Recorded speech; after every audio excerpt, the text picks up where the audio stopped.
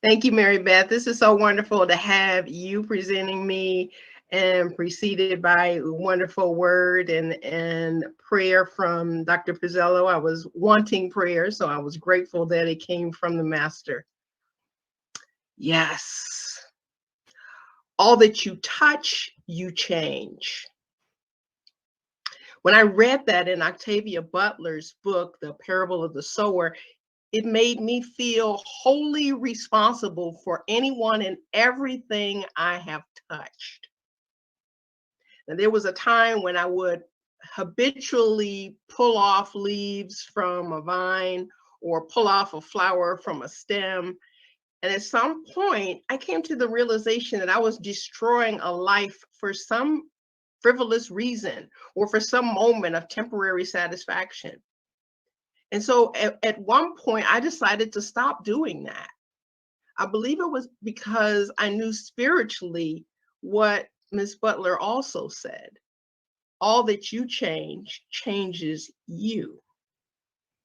Now, we may be unconscious of the ways that we diminish, deny, disable, um, dismiss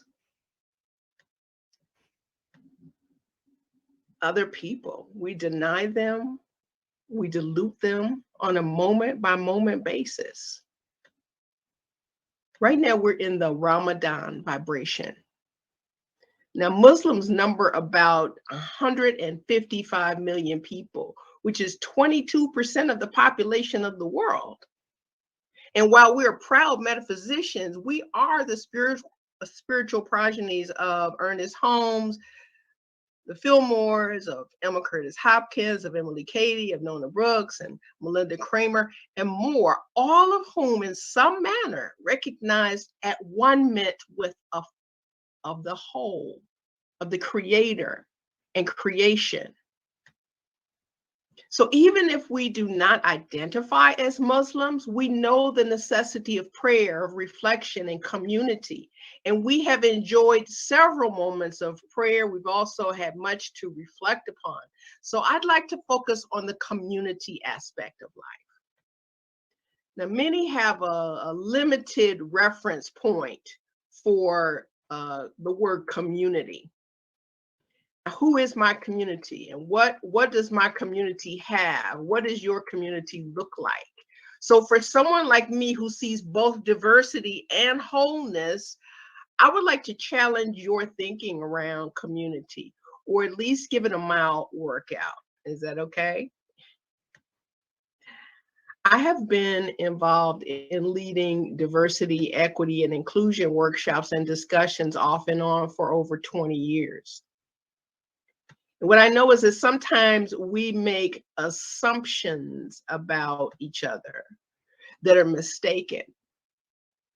In the book study on caste that I've been facilitating for over a year, Miss Wilkerson talks about how an airline steward assumed that she didn't belong in first class, and he was dismissive and rude. Although she boarded early and had a first class ticket, he had made assumptions based on how she looked. She is a Black woman. Now, when she told him she was in first class because he had assumed otherwise, he had to recover from that faux pas. And he, according to Ms. Wilkerson, had to find a way to retain his caste position. Now, I know this doesn't apply to anyone here except me, but there was a time when I first started ministry that I thought I was superior to my congregants. That was in my first community. While it was true that I had been educated for 7 years in spirituality, they had so much to teach me about compassion and community. We have to cohabitate. So, like those who in the movie Don't Look Up tried to convince everyone not to look up while the world was about to go kaput, while maintaining an illusion of having it all together, doing that means that they abandon the idea of community, regardless of the fact that we are all on the planet together. So imagine traveling for thousands of miles in the sky in a metal container for hours. We are in community when we are on planes. And being in community calls for responsibility. Yet Miss Wilkerson felt the tension of the flight attendant toward her for the duration of the flight. Now, I'm going to categorize that as Newtonian thinking. It's reductive. It focuses on everything in a deterministic way, as if we are reduced to events and see ourselves as the victims of circumstance rather than the authors of our destiny. No wonder we are so phobic of someone's sexuality, or phobic of their change in gender, or phobic of their race, phobic of their economic class. So much phobia. When we forget that we are at a point of choice, we need to remember what Florence Scovel Shinn said. Man, woman, non-binary, should watch themselves hourly to detect if their motive for action is fear or faith. Choose ye this day whom we shall serve, fear or faith. Right? A little variation from the scripture. Other beings do not have those issues. There are mutualistic relationships in the world all over the place. And those relationships exist between, for example, plowers and Egyptian crocodiles. Plowers are birds. They're relatively puny, wading birds that boldly perch at the opening of a crocodile's mouth, and they pick food from their razor-sharp teeth. Yes, really. Even more surprising is that the crocodiles allow the birds to forage for scraps in their mouths because it keeps their teeth clean and happy and healthy. Now, after all, a crocodile's teeth are its most useful quality. Now, going back to humans, on another flight, Miss Wilkerson was again in first class. She and the flight attendant were looking for a space to put her carry-on bag overhead. And a Caucasian man of the dominant caste had two carry-ons above, and each bag she or the flight attendant touched, someone would say, "You can't touch that, that's my bag." So finally she said to the man behind her seat with two carry-ons, "May I put your bag under my seat so it wouldn't take up much space in front of him?" Just so she could get her bag stored and the plane could take flight. He said, "I put my bag where I wanted it. I don't want it under another seat." And then he took the bag from the flight attendant and shoved it under his seat. And he started complaining to the man in the window seat. That's what happens when they just let anybody in first class. They should know better how to treat paying customers. I paid for my first class ticket, and this is how they treat you, and on and on. So the men were commiserating for the long flight, a night flight. So she was trying to get some rest. And, she moved her seat back, like we do when we want to rest, right? He's like, "What do you think you're doing? I'm trying to work here. Look what you've done. I've got my laptop out and you shoved it into me." And he slams the back of her seat and pounds the tray forward, right?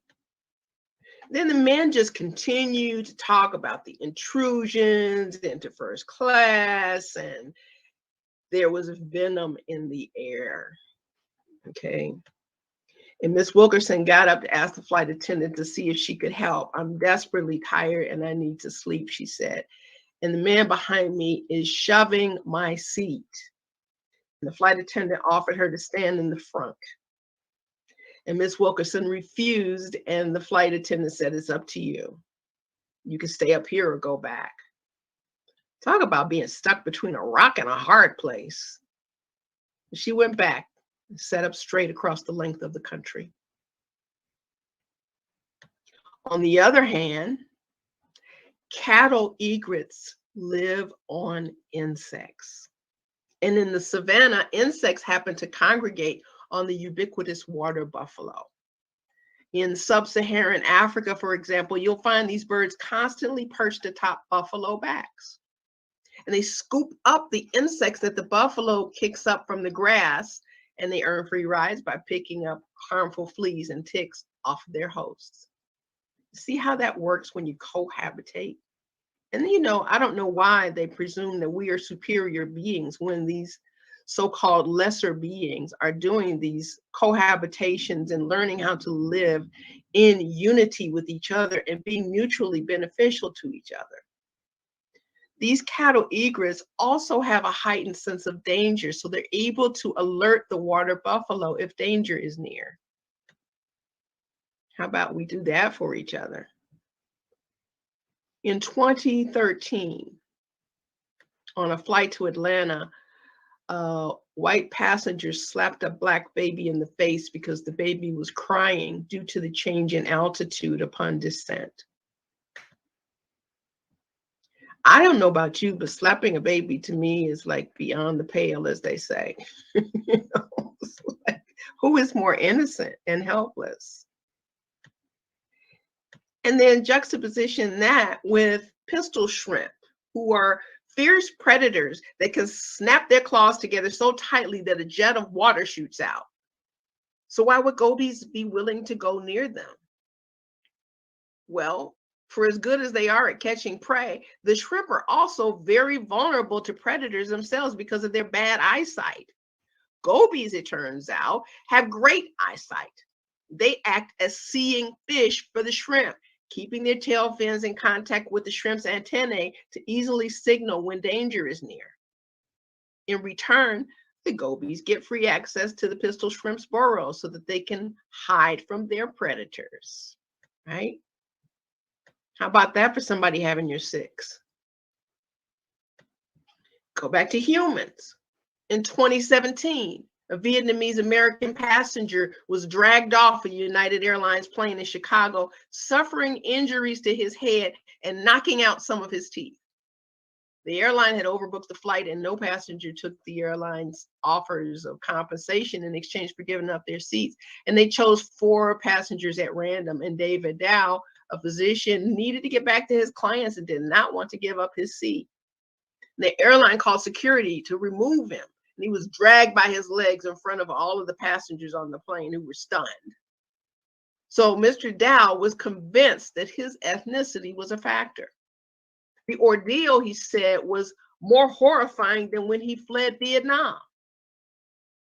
Even 3 years after that incident, he was watching it on the news crying. Now, some people may want to do a spiritual bypass and say with Myrtle Fillmore, there are no discords in my being. Being is peace. And it is true. But this is among the disturbing chapters in the book Caste. And it was painful for many people of color, like it was for Mr. Dow, to read this book. And it continues to be. We're still moving through the last part of it.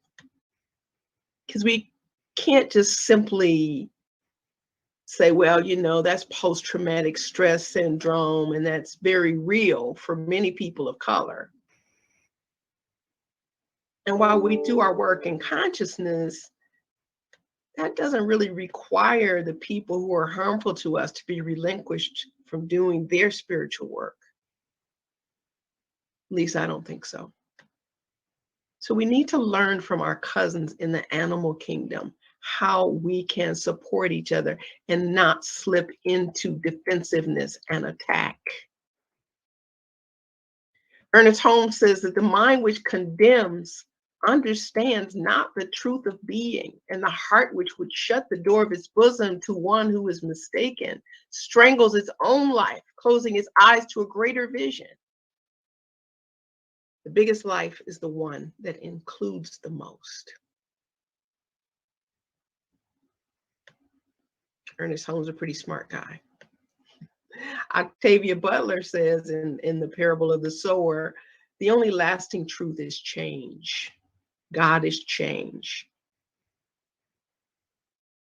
I don't know if some of you are familiar with the fable of roasted pigs or not. They say is the origin of the roast meat, right? So get this, there was a fire in the forest where there were some pigs which were roasted by fire. And the men who were there, who were accustomed to eating raw meat, tried and found the roasted meat delicious. Well, from there, every time they wanted to roast pork, they burned down a forest. Over time, problems began.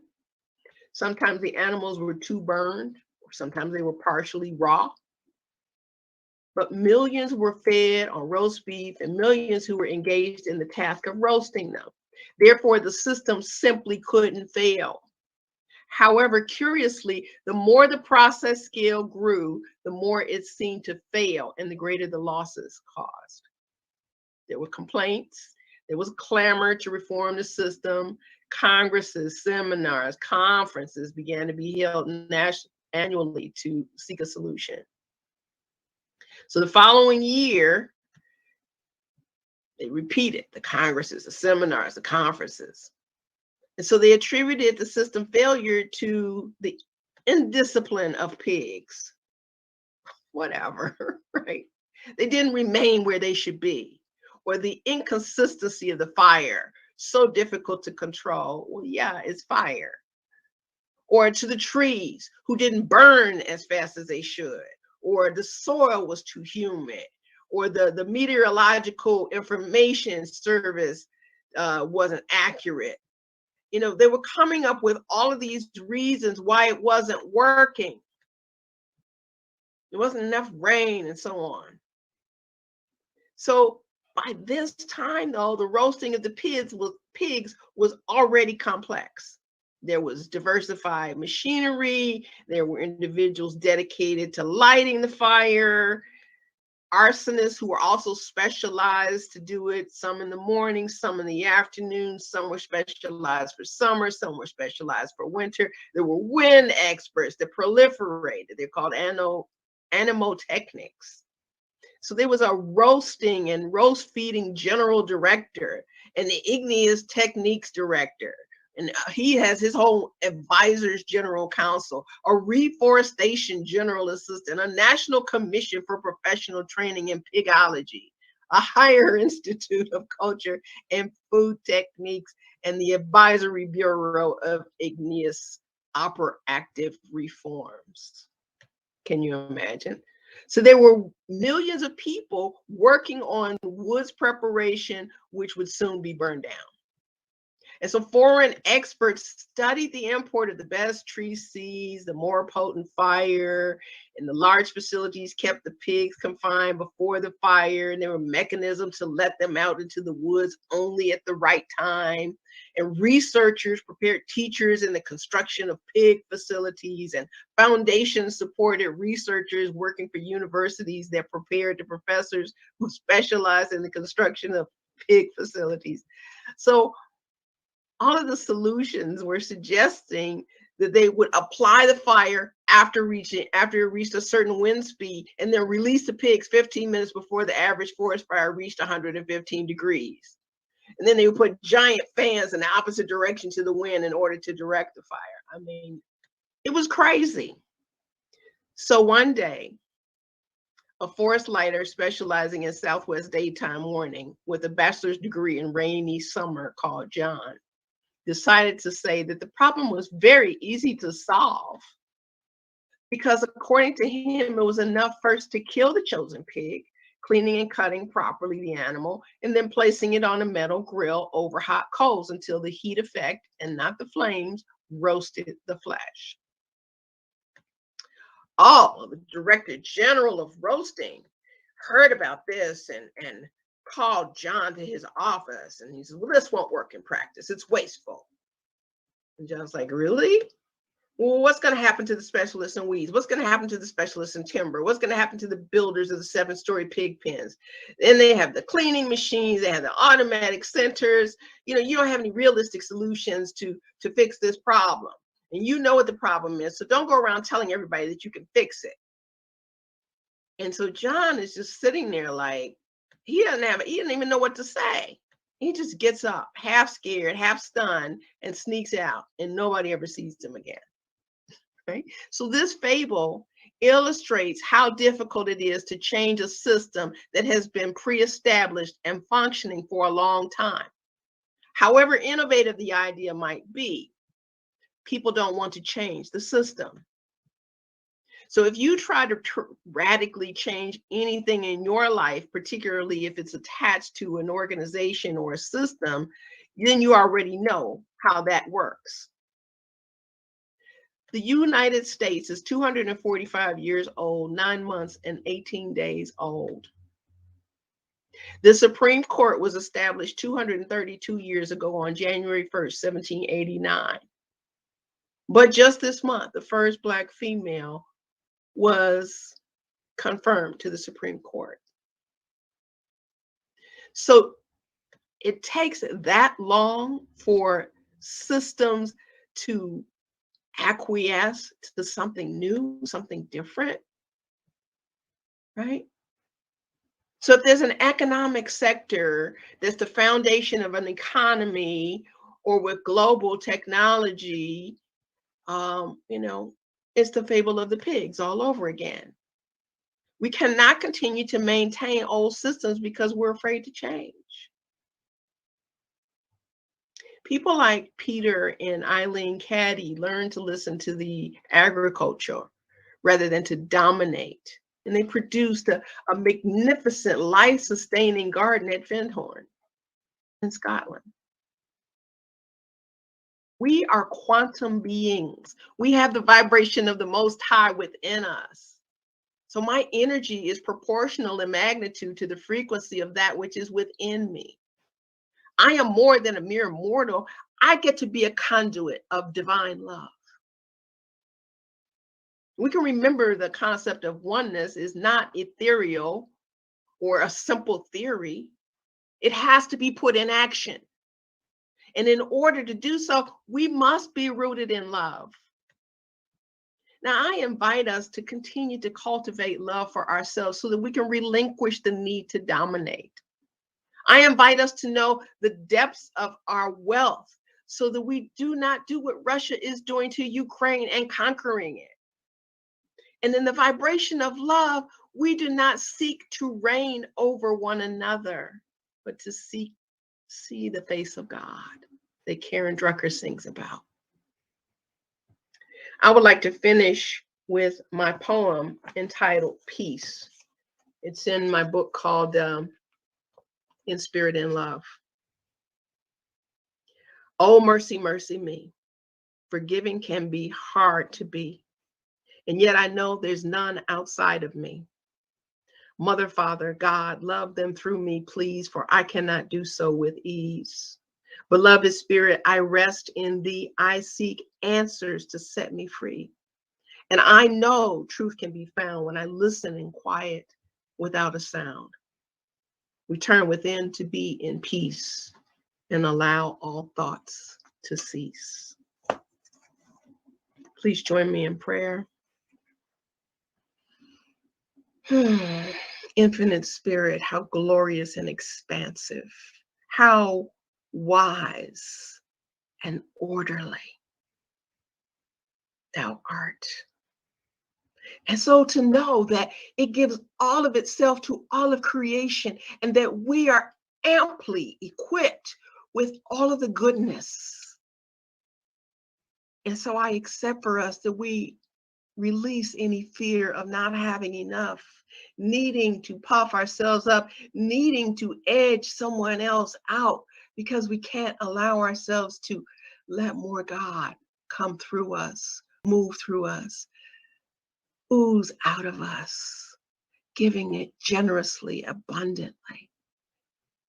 May we see the brilliance and the magnificence of the tiniest of animals, the shrimp in the sea, the birds, and all of the wonderful expressions of life that have shown us, even some high-level humans, when we listen to nature, when we allow ourselves to be conduits to each other to flourish.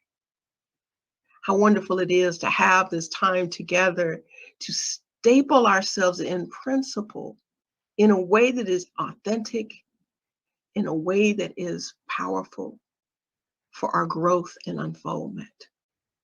I give thanks for it all, for each speaker, for each musician, for each attendee, from knowing that we're growing together in consciousness, blessing this universe and the whole system that we live and move and have our beingness in. And so with an abundance of gratitude, I lovingly release this word to the heart of God as the mind of God acts upon it. And so it is. Amen. Ashe. Aho. Oh.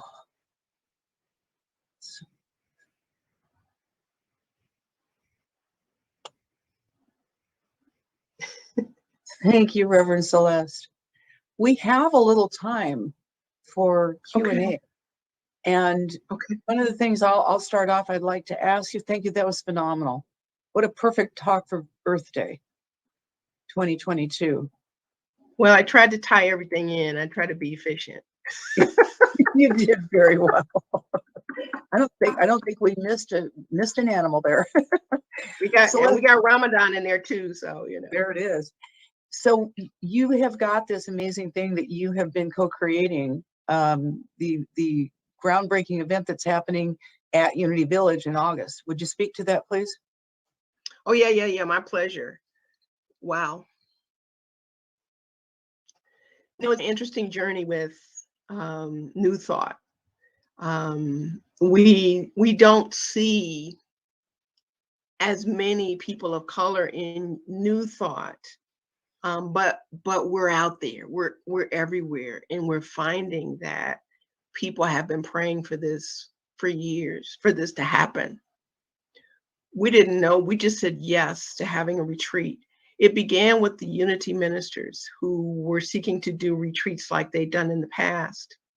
And my prayer partner, who I believe is here today, Reverend Edith, said, well, we want to invite CSL into that. And so I got the word out to CSL people, and then we kept opening it up to more and more New Thought people, and more people were excited about it. And we've been able to bring in some wonderful people. Dr. James Trapp, I'm a keynote, Reverend Derek Wells of Christ Universal Temple, who was in the space where Johnny Coleman was. We have Bishop Yvette Flunder, who's a magnificent presence and consciousness. We're having 12 different workshops with everything from storytelling to prosperity to Egyptology to African spirituality. There's just an abundance of ways that people are being supported. We have like a medical doctor. We have just some wonderful assets to support people. And we are putting this on. We're people of African descent, but everybody is welcome. It's not for people of African descent exclusively. It's for everybody. But by being the producers of this event, we're getting to feed ourselves in the way that we need to be fed. We're going to have some soul food in there on Saturday night. So, you know, there's going to be some wonderful, wonderful presenters, you know, Michael Beckwith, Sylvia Sumter. We're going to have a little excursion into Kansas City around some Black history, landmarks and events that are there. We have all kinds of African-American history that's in that region. We got a DJ, we're going to be bumping it, okay? And we got some local talent coming in, like an African dance troupe and the Wild Women of Kansas City. I don't want to have to describe who they are to you. You just have to experience it for yourself. But there are some wonderful presenters that are from all different aspects of New Thought. The official sponsors are Unity World Headquarters and Centers for Spiritual Living. We have event sponsors like the Urban Ministerial School, East Bay Church of Religious Science, International New Thought Alliance. We have, gosh, so many program sponsors.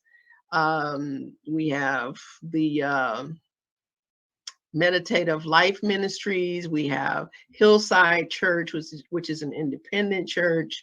You know, we've got a number of different sponsorships.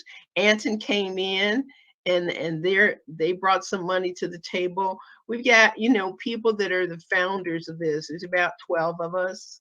And so, you know, we've invested in the conference as well. And so we're just inviting everybody to participate so that everybody can be part of the commemorative journal, because this has never happened before. It's been a long time coming. And so it is a historical and a very contemporary and necessary event. I hope y'all will come check out our website at www.padntg.org. It's a wonderful, mighty network community that we have where we're getting to know each other and the excitement is building. Early registration ends on April 30th, so don't wait if you want to save money. Awesome, thank you. Does anyone have any questions? Oh, and there's a youth program too. I'm sorry. Hey. I'm so glad. You know, that's one of the things that came up today with Jeff, and a couple of comments that came through about how grateful people are in this conference, in this retreat, to be seeing young people. And I'm hoping we see more young faces. So does anyone have anything they'd like to speak to or questions for Reverend Celeste? Thanks, Edith, for putting that in the chat. We've got the website addresses in the chat.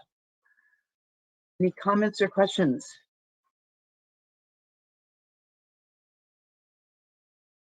Okay. Any comments or questions? Oh, go ahead, Reverend Michelle. Yes, and I'm not sure how to raise my hand officially, but anyway, here, you just saw me. So Celeste, I want to thank you for your words of wisdom and grace and beauty. And you made such a powerful juxtapositioning of the natural world and the symbiotic relationships, and then how we treat each other. That was just really profound, powerful, and moving. So thank you. Yes, ma'am. I found it to be so too, because we're supposed to be the ones who know better, right? Betty has her hand up. Betty. Okay, thank you. And I had said earlier today, the one thing I liked about CSL, New Thought, I'm sorry, was the principle of diversity and harmony. And you did an excellent job of reaching in another avenue of looking at nature and animals.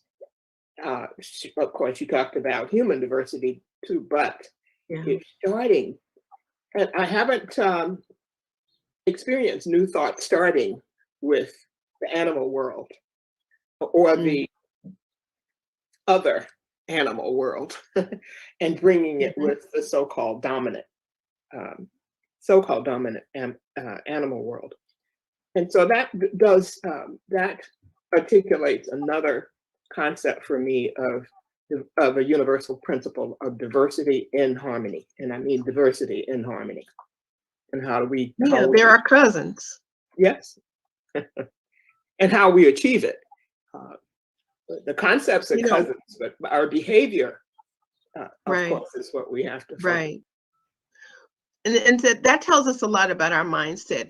If our purpose is to use another being for our temporary pleasure, or are we willing to cohabitate in a way that honors each other, where we can actually take care of each other?